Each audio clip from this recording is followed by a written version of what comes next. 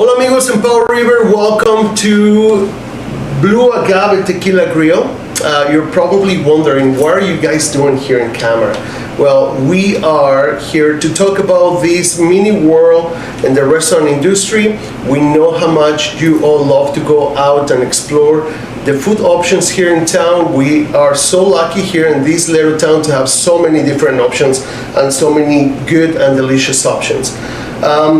Well, a couple months ago, it was a little controversy online here in one of our social media pages and one of our Facebook pages here in town, where someone was making comments about a bad experience in a restaurant, and it caught my attention because I'm in the restaurant business. I'm a restaurant owner, and we all know who. If you've been working in a restaurant or if you have a restaurant, we know the struggle, the pressure, the hard work and dedication that we put in these buildings in town, and also it was so many people engaging, in the conversation, and I thought it was a good opportunity to talk about positive and to educate a little bit mutually, customer and business, to understand the everyday living and the lifestyle in this mini world, which is a restaurant industry, which is a industry that is run by passion, because the profit is very little, but we're here to show our passion for food, or passion for service, or passion for the industry. And someone who was involved in this conversation, it was Chef Avi. Chef Avi, thank you for being here. Thank you so much for having me, Victor. Thank you, welcome. Yeah, I saw you engaging, and then I thought we can do something positive to change this,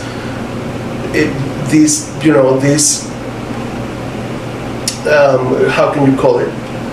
Probably give new insight and new ideas to the conversation, so that we can share our experience and kind of help highlight the real aspects that an owner and chefs go through in this industry. Right.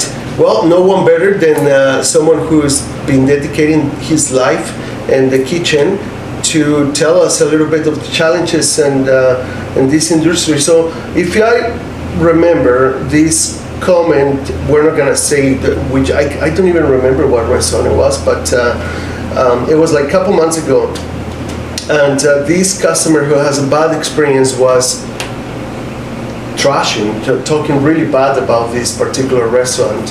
And when I was reading his comment and his bad experience, right away in my head I'm seeing the possibilities and the potential happenings of that particular experience, of why this customer has this bad experience. But I know, and you know, because we live here and we run a kitchen, and there are so many reasons of why this could happen.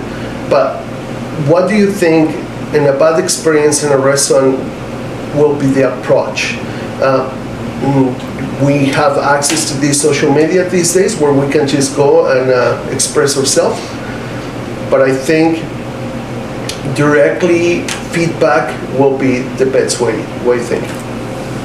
So in my experience in working in restaurants, from time to time when a bad experience arises, one of the biggest difficult challenges is that a lot of the times the information from the customer to the kitchen and to the chef, a lot of the times that information isn't transferred. It's not communicated directly.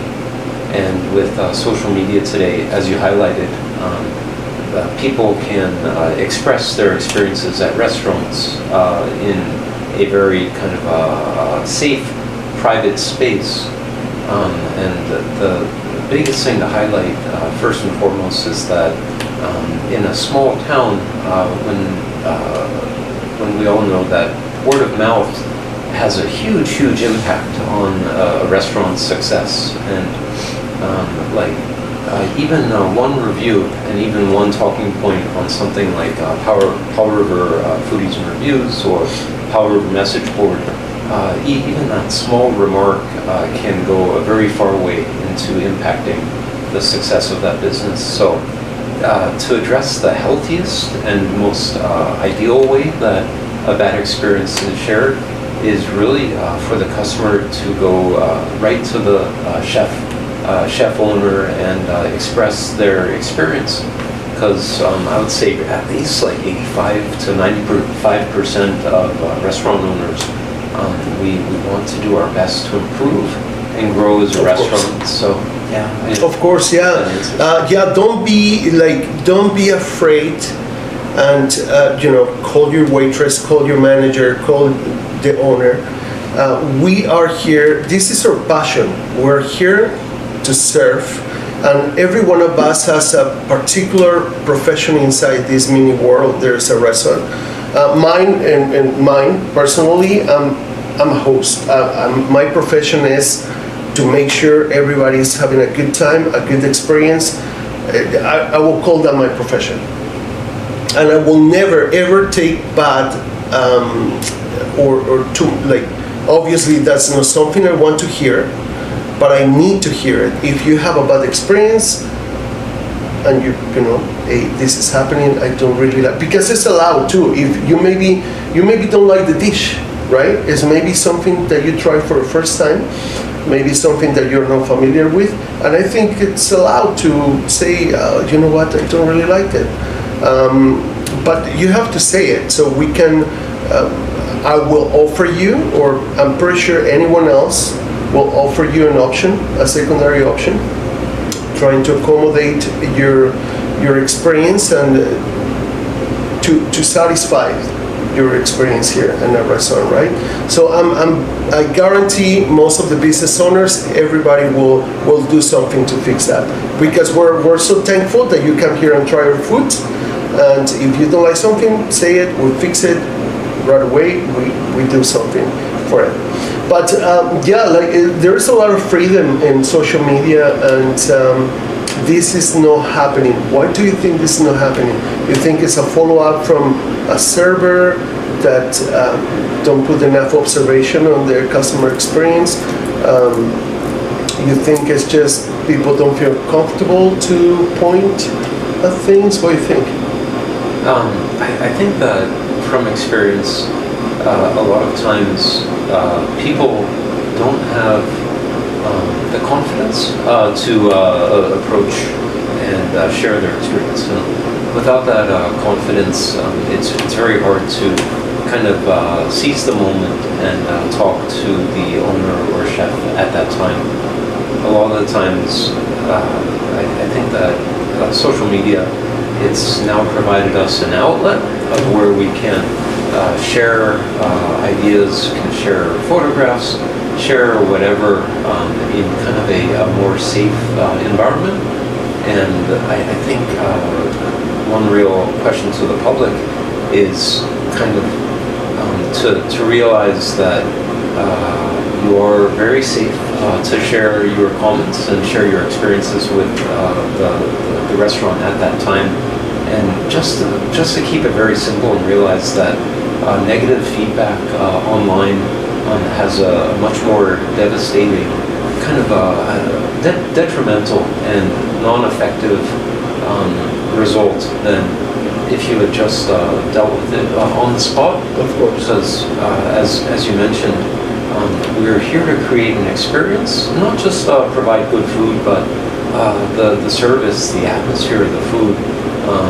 And with the cost of eating out these days, the cost of ingredients, the experience, and actually dedicating, like me as a customer wanting to spend my evening with friends at a restaurant, I want to go there for an amazing experience in addition to the food, and us as chefs and owners. We're really here to try and do our best to create that experience for the guests. Absolutely, yeah. Every place has their own magic. Every place has their own atmosphere, and it's a package. It's a bundle of all these things, right? Experience and food and drinks, etc., and the dining experience as well. So we will not get offended. Will you get offended if someone? approach you and say, hey, I don't really like this dish? No, not whatsoever. As you know, I've been working with culinary arts students for now over 15 years, as well as running restaurants. And I'm always telling the people I work with, it's actually the mistakes are our biggest lessons. It's when things don't go right is when we actually grow the most. Of course. And just encouraging the guests to share what might not be the best thing about our restaurant is actually where we grow the most. So. Of course, yeah. There are so many factors that can create a bad experience in a restaurant. And one of the most, in my experience, one of the most frustrating ones are when unexpectedly you get so busy. I have an experience last week when on a Thursday for lunchtime, we got lined up out here, 11 tables, like literally lined up. I thought it was a big group at one point, right? But it's one table, two tables, three tables, full patio. At the same time, and I'm talking in 4 minutes, 5 minutes, right? Like, so these kind of things obviously are going to create a slow service, right? Communication is very important here. So what I do is, because I know all these 11 tables came at once, what I do is I communicate with the customer. And customers saw that, like all of them were outside and they came together. So they understand, right? But you have to also communicate as a customer service. Excuse me, you're in a rush. As you notice, we have all these tables came at once. So if you're in a rush, I can recommend something that can be made quickly. One table only. Everybody else was here with plenty of time to have some time and try your food. There was only one table that can't really wait. They have to catch a ferry, etc. So they decided not to wait, and unfortunately they left. I tried to accommodate them and offer them, but communication was quickly, so they don't have that bad experience, right? How do you, in your experience in the kitchen, I have experience in the kitchen as well, but mostly all my profession has been outside, in the bar and in the service. But how do you, in your experience, when these unexpected rushes happen, what's the first step in the kitchen to line up your rush, your cooking line? Are we prepared for that? We should be prepared every day for a full busy day, right? No, as you mentioned, and I think what people don't realize about restaurants is everything starts with the menu. When I see your menu, Victor, at Blue Agave, there's so many items that use something called cross-utilization. And cross-utilization of ingredients is where you can utilize different salsas, different meats, different preparation methods in different menu items. So I think that us as restaurateurs, when we're developing our menu, you're always planning for maximum capacity. Of course. And you're always planning that you can get hit at any time. Because for anyone who's been in the restaurant business, you know that there's almost no fixed pattern, no fixed kind of like rhyme or reason to how crowds show up. And as you mentioned, communication. Communication with the guests, communication with your staff, and being very strategic on how you manage those tickets coming into the kitchen is all kind of like the fun of running restaurants. Of course, yeah, of course. At the end, that's what we want. At the end, that's what we wish, right? We wish that people walk in, but we also want to provide that good experience. We want the food to come out quickly. It doesn't always happen. Like you mentioned, menus are created in some way that your ingredients can be customized and build all these dishes, but each dish requires time as well. And in our menu, we have a couple dishes that will always take longer, like a molcajete, for example. If you order a molcajete, we have to heat it up. It's a heavy bowl. Have you seen it before? I saw the photos you shared with me. Right, so it's a heavy bowl that it requires approximately 10-15 minutes to be made. So it's one of those dishes that will take a little longer. Sure. But obviously, you in the customer service, you read your customer. You notice that this particular table is here to have fun, they have time, etc. So communication is very important, yes. In your opinion, if someone don't like their food, charge or no charge for it? Absolutely. I think it's a gray area. For the most part, my rule of thumb is if somebody doesn't like their food, we'll offer first to make it again, and if somebody doesn't want it again, don't charge them for it. I think that it comes down to expectations. If the customer has a really fair reason, simply that they just don't like the dish, then I'd like to suggest something else, an alternative. And if something was undercooked, then that is totally cause for not charging, making it again on the house. And I think that every customer really demands and should expect a time and place interaction. So I'll really see what's the scenario at that time, how can I best improve the experience for the customer, and I'll try and make that accommodation. Of course, yeah. Yeah, we're always going to offer an option B, right? Like, we appreciate you give it a try to our food. We always going to appreciate that these customers take the time to walk out of the house, bring their family or friends to our establishment, and looking for a place to dine, a place to have fun, to celebrate. Like here at Blue Agave, we're a place to celebrate. We always try to have a fun environment here.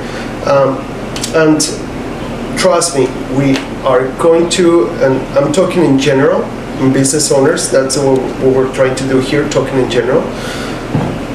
Most of the time, we are not going to be offended, or if someone don't like our food, we're going to offer an option B. And here at Blue Agave with us, our rule is if you don't like it, you don't pay for it. You do not pay for it. So we are very engaging with the customer service. We make sure you're satisfied, right? But going back to this other conversation back in I think it was in May with this particular customer who doesn't have a good experience in this restaurant, and he was talking really, really bad about it. It was so many people engaging on the conversation there, and it was you, one of them, and I was very impressed of how many people was talking about talk positive or give a good feedback instead of pointing all the bats, because what I understand is that the restaurant tried to do something to fix the problem, but that wasn't mentioned on the original post, right? So we are not, restaurant owners were not against a feedback, a review, a Google review, a Facebook review. We're not against that. But if the whole story is not telling how it was, it's not fair. Absolutely, to the restaurant. So this review back in May was pointing at all the bats, but wasn't pointing at the goods, right? Absolutely. So if you're, what do you think? If you're making a review but you have a good customer service, you should point that it was a good customer service, but my experience in the food wasn't good. Right? I think, I mean, that's an excellent point. I think that social media, whether it's Facebook, Instagram, and you're leaving a review, following the common practice, if you think about when you're giving your staff reviews, start with the good. Make a few points about what was really good about your experience, and then definitely highlight the things that you want to see improvement on, and that's a great approach if you do feel more comfortable writing a review online. Yeah. Absolutely. Highlights. Soon we have a surprise for everybody. We're gonna be around visiting other businesses in town, and we're gonna be highlighting all the good stuff because this is the intention of these conversations. We're gonna be talking all the good stuff. We're going to be highlighting the good effort, the hard work of businesses in town. We're going to put a little bit of more time to contribute to the positivity and to the good vibe and highlighting all the good work that these places have been doing here in town. How long have you been working? Is this like you've been doing this your whole life? Been the kitchen work there as a chef? I started when I was 14. Was working throughout high school. My first restaurant was an Ethiopian restaurant, and worked throughout high school. Moved to Japan in 2001. Trained in Japanese restaurants and went to a cooking school in Osaka for 9 years. Amazing. And then migrated to Canada in 2009 and have been working in restaurants since moving to Canada, mostly teaching cooking. So. Yeah, here you're one of the instructors here at the university. Not at the moment, but you were. Yes, you got it, at Vancouver Island University. Vancouver Island University. You teach my son, who's now in charge of our kitchen here. Yeah, he's an amazing chef, everyone. Yeah. Yeah, very handsome too. So. Very good looking boy, 20 years old. I'm very impressed. 20 years old, I see him with some of our events that we do here at the Blue Agave. We have big events, and then we set special dinners, and having that pressure in the kitchen with a full house, and then have the timing of the food, like dishes have to go out, and special dishes that we cook for special events. I'm very, very impressed, very proud of the team in general, because the pressure in the kitchens when it's a full restaurant, trust me, it's big. And I think it's very important to recognize the people who's working. You know what I do to recognize the people in the kitchen? When we have events here, and sometimes we do a cultural event here. So we bring live music, we set a menu according to that particular event. For example, we have a Cuban night.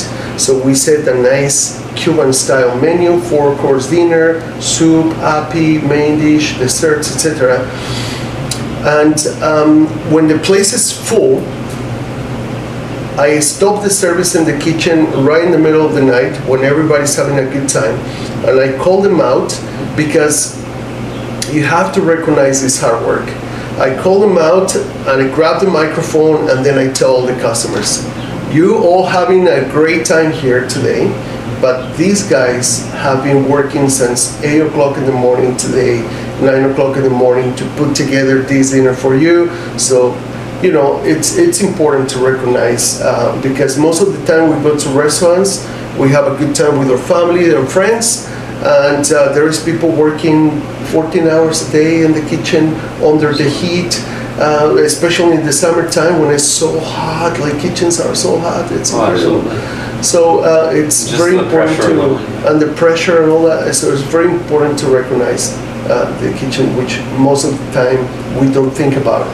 Absolutely, and I think going back to the comment that was shared online, The first thing I noticed and what I commented in that conversation was it's absolutely fundamental to realize that a bad review and kind of bad gossip about a restaurant, it impacts the restaurant, but the impact that it has on the workers, and at the end of the day, slower services reflect and impact the amount of hours that people can work at a restaurant and get scheduled to work. So a slower restaurant directly impacts me as a cook, my ability to actually make a living with your restaurant. So just to really realize the sensitivity of